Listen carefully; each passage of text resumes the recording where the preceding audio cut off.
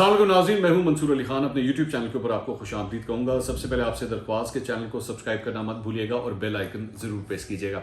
नाज़रीन, वो फैसला आ गया जिसका बड़े दिनों से इंतजार था। सेनेट इलेक्शंस किस तरह होंगे, सुप्रीम कोर्ट ने आज इस सिलसिले में अपनी राय दे दी है, उस सदारती रेफरेंस के हवाले से जो सदर आरिफ अलवी ने जारी किया था। अब बड़े दिनों से इस सिलसिले में मुख्तलिफ किस्म की आरा चल रही थी, अपोजिशन की जानिब से और हुकूमती अरकान की भी जानिब से। शेख रशीद अहमद साहब ने कल ही एक बयान दिया था जिसमें उन्होंने कहा था कि जनाब फैसला तो हमारे ही हक में आएगा और सुप्रीम कोर्ट जो है वो बड़ा फैसला देगी। और अपोजिशन का भी ये कहना था कि सुप्रीम कोर्ट जो है वो आइन के तहत ही फैसला दे जो भी उसने देना है। बहरहाल सुप्रीम कोर्ट ने जो फैसला दिया है उसके दो पार्ट हैं, मैं आपको क्लियर कर देता हूँ। जो पहला पार्ट है वो तो ये साफ साफ कहता है कि ये इलेक्शन जो है ये आइन के तहत ही होंगे, और आइन के तहत होने का मतलब ये है कि जिस तरह ये हमेशा इलेक्शंस होते आए हैं ये उसी तरह ही होंगे। सीक्रेसी ऑफ बैलेट जो है वो बरकरार रहेगा, खुफिया रायदही के तहत ही ये इलेक्शंस किए जाएंगे। लेकिन जो दूसरा पोर्शन है उसके ऊपर थोड़ी सी कंट्रोवर्सी है। दूसरा पोर्शन जो है वो ये कहता है कि जी टेक्नोलॉजी का इस्तेमाल जो है वो इलेक्शन कमीशन ऑफ पाकिस्तान कर सकता है ताकि ये तमाम तर मामला जो है वो साफ और शफाफ रहे। अब ये पोर्शन जो है इसको दोनों साइड जो है वो अपने अपने तरीके से इंटरप्रेट कर रही है। पाकिस्तान तहरीक इंसाफ का जो मौकफ है मैं पहले वो सामने रख देता हूं। उनका ये कहना है कि जी ये टेक्नोलॉजी के इस्तेमाल का मतलब ये है कि supreme court of Pakistan election commission of Pakistan को ये कह रहा है कि आप एक ट्रेसेबल बैलेट बना सकते हैं। ट्रेसेबल बैलेट से मुराद है कि जिसके ऊपर बार कोड लगा हो, जिसके ऊपर किसी किस्म की कोई आइडेंटिटी हो कि आपको ये पता लग सके कि किसने किसको वोट डाला है, और इस तरह ये क्लियर हो जाएगा। इसलिए हमारा जो मौकफ है, जो दरअसल में हम सुप्रीम कोर्ट ऑफ पाकिस्तान से मांग रहे थे कि पता लगना चाहिए कि किसने किसको वोट दिया, वो चीज वैसे की वैसे ही बरकरार है।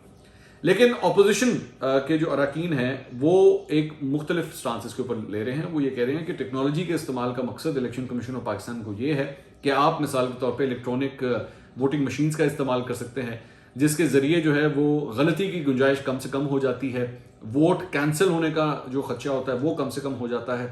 क्योंकि जाहिर बात है जब पेपर बैलेट होता है, जो एक आम वोट जिस तरह आप लोग जाके डालते हैं, उसके अंदर अगर आपने 2 मोहरें लगा दी हैं तो वोट कैंसिल हो सकता है। अगर आपने डब्बे के अंदर मोहर नहीं लगाई, उसके बाहर लगा दी है या दोनों खानों के बीच में कहीं पे लगा दी है, तब वोट कैंसिल हो सकता है। तो इलेक्ट्रॉनिक वोटिंग का इस्तेमाल भी किया जा सकता है। तो ऑपोजिशन का ये कहना है कि दरअसल में इसका मकसद ये है।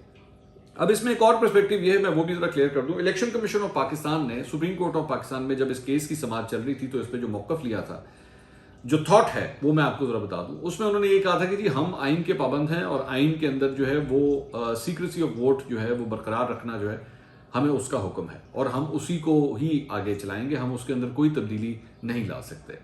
तो सीक्रेसी अपनी जगह बरकरार है। इलेक्शन कमीशन ऑफ पाकिस्तान जो है वो अपना मौकफ ये रखता है।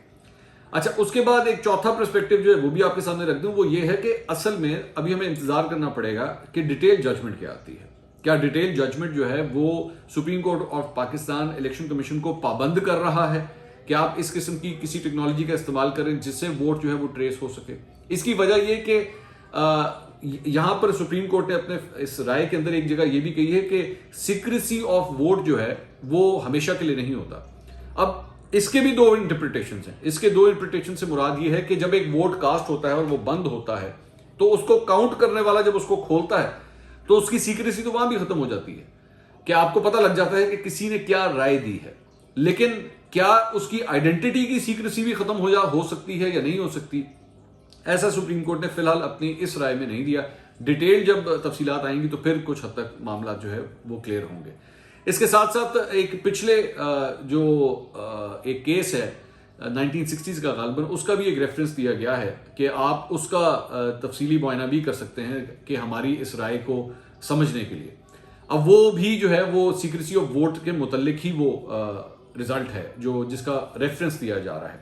तो मेरा ख्याल में अभी हमें मजीद इंतजार करने की जरूरत है कि मामला एक्चुअली पहुंचता कहां तक है, मामला एक्चुअली आखिरकार है क्या। जब तक डिटेल जजमेंट नहीं आती तब तक जाहिर बात है सियासी बयानबाजी जो है वो हर तरफ चलती रहेगी। और अगर यही सिलसिला इस तरह चलता रहा, फिलहाल तो यही लग रहा है कि 3 तारीख के जो इलेक्शंस हैं वो सीक्रेसी के साथ ही होंगे, खुफिया रायशुमारी के साथ ही होंगे। तो अब देखते हैं कि डिटेल जजमेंट इस सिलसिले में क्या आती है। अगले व्लॉग में दोबारा मुलाकात होगी। अल्लाह हाफिज।